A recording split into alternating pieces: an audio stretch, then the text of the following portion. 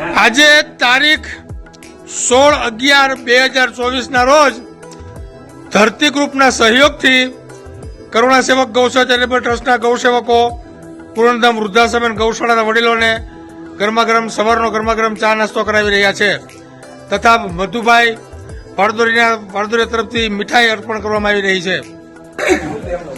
જય ગૌ માતા, જય ગોપાલ.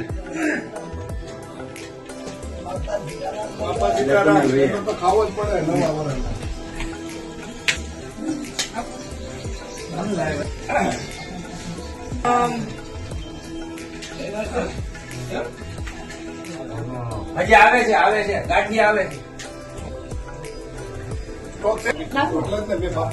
ડિસ્ચાર્જ કરીને આપવાની